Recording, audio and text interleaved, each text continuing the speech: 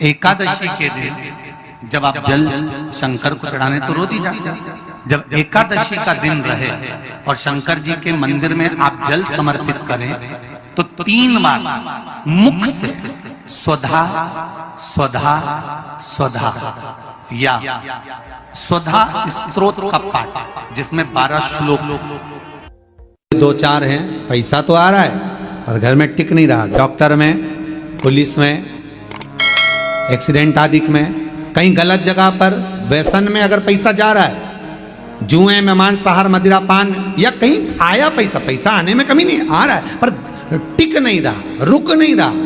कोई मांगने आ गया, दे दिया, फिर वहां से अपने पास नहीं आ रहा, अपन कह रहे हैं भैया हमारा पैसा लौटा दो, नहीं आ रहा। तो महाराज शिव महापुराण की कथा कहती है एकादशी के दिन गंगा के जल में मात्र 7 बेलपत्री डालकर जो नंदीश्वर भगवान अर्थात जो शंकर जी के शिवलिंग के सामने नंदी होता है, उस नंदी के चरण पर गंगा का जल चढ़ाकर बेलपत्री शिव पर समर्पित कर देता है, उसके घर में रुपया रुकना चालू हो जाता है। फिर वो गलत जगह पर नहीं जाता, गलत स्थान पर वो धन जाएगा ही नहीं।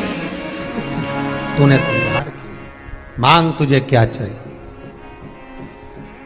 एकादशी ने भगवान विष्णु से कहा, नाथ प्रभु वर दे दो, मृत्यु लोक में जो मनुष्य मेरा व्रत करेगा, चाहे जलचर, थलचर, वायुचर या सांसारिक मनुष्य, मेरा अगर एकादशी का व्रत करेगा, प्रभु उसके यहाँ धन धान्य वैभव सुख संपदा बढ़ेगी और उस जीवात्मा को नरक नहीं भोगना पड़ेगा, सीधे वैकुंठ का उसको वास मिलेगा।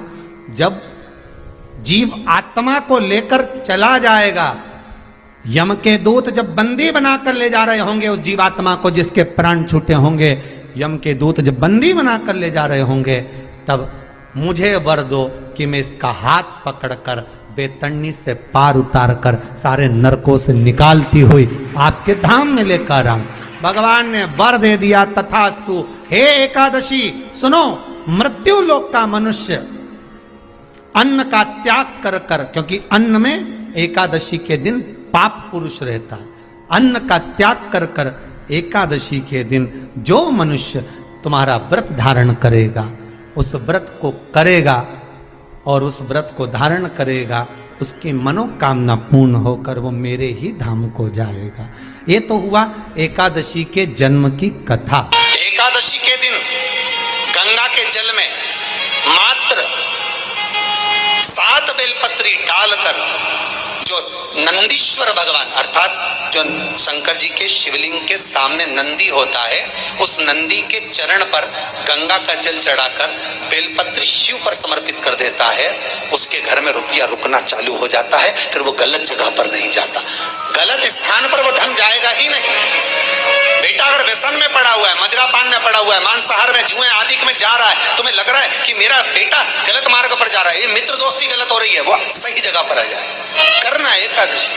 कई लोग इसको धन के लिए भी करते हैं, संपदा के लिए। संपदा के लिए अर्थात जिसका व्यापार नहीं चलता, जिसके घर में पैसा नहीं आता, या नौकरी नहीं लग रही, या सर्विस नहीं लग रही, आप अप्लाई कर रहे हो, जगह जगह जाकर इंटरव्यू भी दे रहे हो और पैसा नहीं आता, तो उसके लिए भी प्रयास किया जाता है। पर उसके लिए यहाँ पर जो धन के लिए करते हैं, उसके लिए विष्णुपदी के लिए करते हैं। मतलब जैसे गंगा के जल में तुलसी के 11 पत्ते डाले जाते हैं और उसको किसी भी नारायण के मंदिर में, राम कृष्ण शिव शंकर नहीं, राम कृष्ण भगवान विष्णु दत्त आदि जितने नारायण के मंदिर हैं, उस मंदिर में किसी भी पात्र में, एक छोटे से पात्र में उसको भरकर रखी जाते हैं महाराज। उससे भी जॉब, सर्विस, नौकरी में सफलता प्राप्त हो जाती है। परंतु वो भी एकादशी को ही होता है। कुछ देर तक पात्र को रखा जाता है, फिर वही पात्र का जल किसी भी वृक्ष के नीचे डाल दिया जाता है, उससे भी नौकरी के लिए फायदा मिलता है। गंगा का जल कोई साधारण नहीं। दशमी, एकादशी और द्वादशी, इन 3 तिथियों पर एक रोटी में थोड़ा सा मीठा रखकर सोमक पितृ का नाम लेकर यदि गाय को खिला दिया जाता है, तो अगर कोई पूर्वज प्रेत योनि में भी पड़ा हुआ होता है, भटक रहा होता है, जिसको पिंड नहीं मिला, जो अचानक मर गया होता है, अधोगति में चले गया होता है, उस जीव की मुक्ति दशमी, एकादशी और द्वादशी, ये 3 दिन सोमक पितृ का नाम लेकर रोटी में, पूड़ी में मीठा रख गाय को खिला दिया जाता है। ये 3 दिन तक तो वो पितृ कभी भटकते नहीं है, उनको मुक्ति प्राप्त हो जाती है, मोक्ष में। दशमी की रात्रि के 12 बजे घी का दिया हथेली में रखकर दरवाजे के बाहर, उस दिए को हथेली में रखकर चंद्र का दर्शन रात्रि के 12 बजे दिए की लो में चंद्र का दर्शन करते हैं, उससे ज्योत प्रबल होती है हमारे। या तो होगा वो नवमी की रात्रि 12 बजे या दशमी की रात्रि की 12 बजे चंद्र का दर्शन, दीप घी का हाथ में जलाकर, नाम गोत्र अपना बोलकर, नरसिंह भगवान का स्मरण कर कर, ज्योति में चंद्र का स्मरण कर कर दर्शन किया जाता है। नेत्र कमजोर हो तो 3 या 4 दिन में ज्योतियों का क्रम बढ़ना प्रारंभ होता है। वैसे तो 15 दिन का लिखा है, पर शिव महापुराण कहती है 3-4 दिन का क्रम बहुत होता है, बढ़ता जाता है। केवल दशमी, चाहे उजाला की हो चाहे अंधेरे की। कौन से महादेव का नाम लेना है? श्रम्भेश्वर महादेव। तो जब कोई व्यक्ति चिड़चिड़ करता है, क्रोध करता है, गुस्सा करता है, तो महाराज शंकर भगवान का श्रम्भेश्वर महादेव का नाम लेकर 31 बेलपत्र, जिस व्यक्ति को क्रोध आता है उस व्यक्ति का स्मरण कर कर आखा चावल मतलब सेके चावल के साथ एक बेलपत्र 31 बेलपत्र कर कर शिव जी के शिवलिंग पर समर्पित करी जाती है, मात्र दशमी की तिथि के लिए। केवल दशमी, चाहे उजाला की हो चाहे अंधेरे की। कौन से महादेव का नाम लेना है? श्रम्भेश्वर महादेव, शिव जी का एक। छोटे छोटे बच्चे रहते हैं, कुछ बच्चों को माता जबरदस्ती के भोजन कराती है, खिलाती है, ठोकती, मारती, खिलाती है।